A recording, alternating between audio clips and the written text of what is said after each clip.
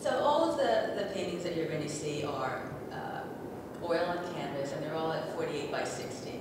And they're done probably in the past 7 years. They're not in, well, I think, yeah, they're in chronological order. But I bring up the idea of the adolescence because at the point, after going to college, and I was always interested in storytelling, but I wasn't quite sure of what story I wanted to tell.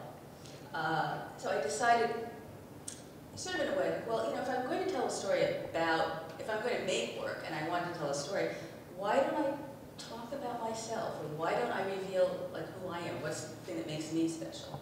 And I started doing autobiographical stories. And I thought I'd start with adolescence because that was really, one, the time when I discovered art.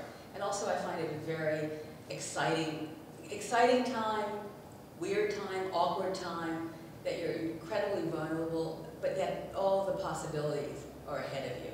And I just thought, you know, all of those, the feelings that you get, they reoccur through your life.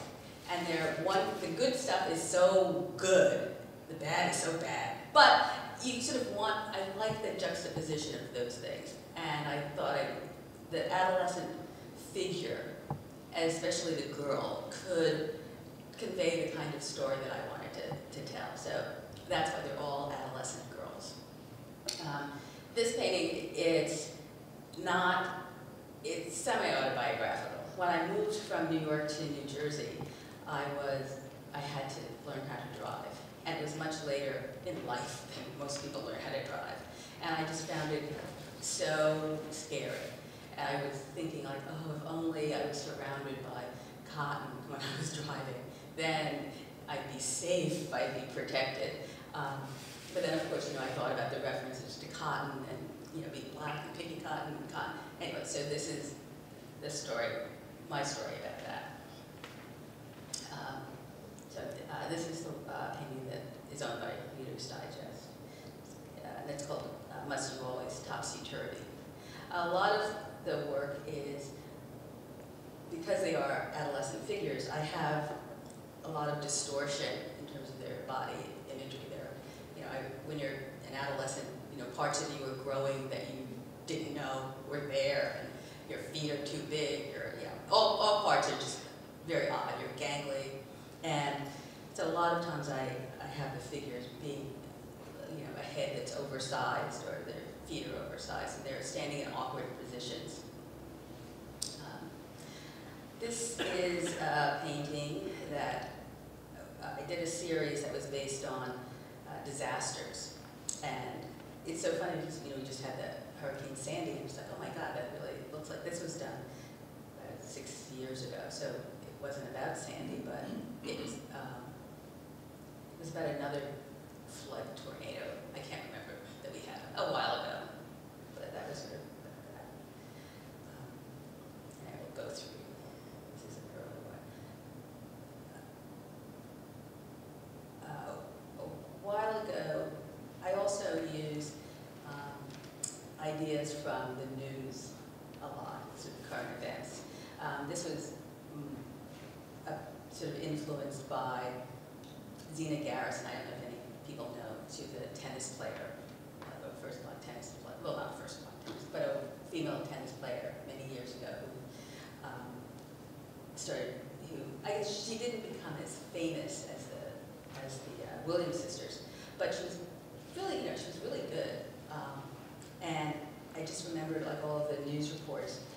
You know, they talk about her, but then there was always something sort of slippery, something that would say, well, but then again, she didn't do this, or no, of course she didn't. There was always a negative sort of thrown in, and I thought of it as, you know, like a little banana peel just sort of thrown out to trip you up. But, oh, didn't see that, didn't see. So anyway, I call this banana peel pie.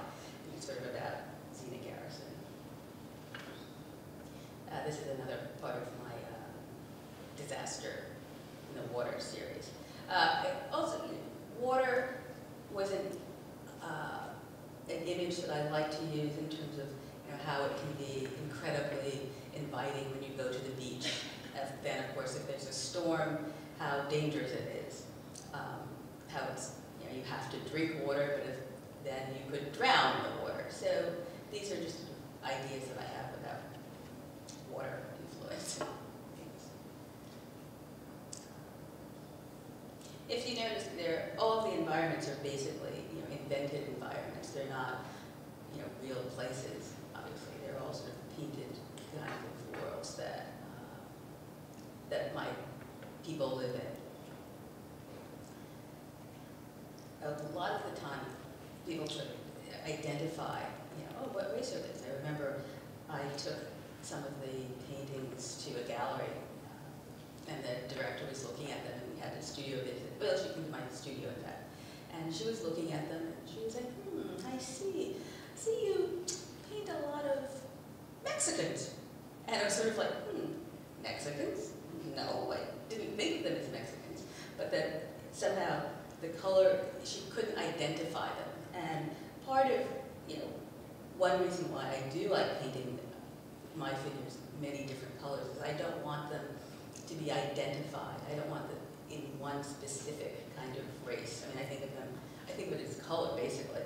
But I also, I like to challenge the idea of what a black person would be doing, a white person, a multiracial person, that there isn't one thing that only black people do, that only, that they couldn't.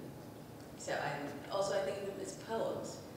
And just as a poem would not have, a race to it, in the paintings, they're a combination of all. This one was influenced by a story that I heard about when Oprah Winfrey went to South Africa. And this was like long, long ago, before they knew who she was. And she said, she met with these children, and she said, what can I give you? What would you like? And they, we'd like a uniform. And it was just such a uniform, like all the things. And they said, yes, if we have a uniform, we can go to school. And it, I don't know, I just found that was like so incredible that, that education is so important in so many places. And here it's taken for granted, which really makes it. It's so funny because I say this story to my children all the time. People die for education, people die, and they just feel like, oh, stop. But I have to keep saying it because I think people, have to remember. And this is the painting that's in Nebraska, and I guess because it's corn.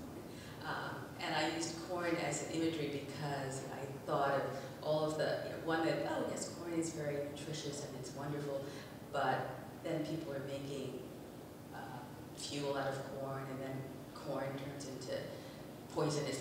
Just sort of the complexities of corn.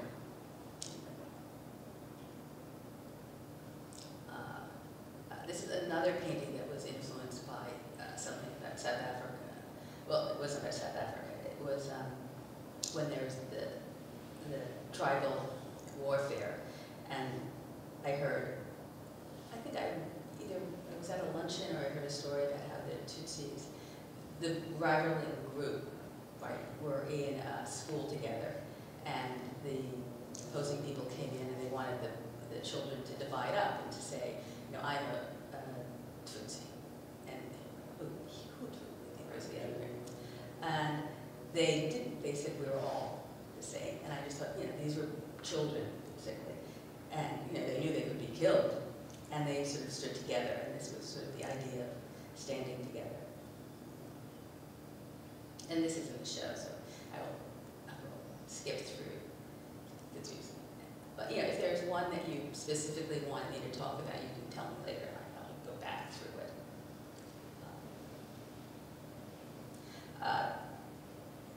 I decided to throw in a few sort of process drawings. This is sort of the way I start with I do a couple of sketches, and usually then I put a sketch on the canvas, and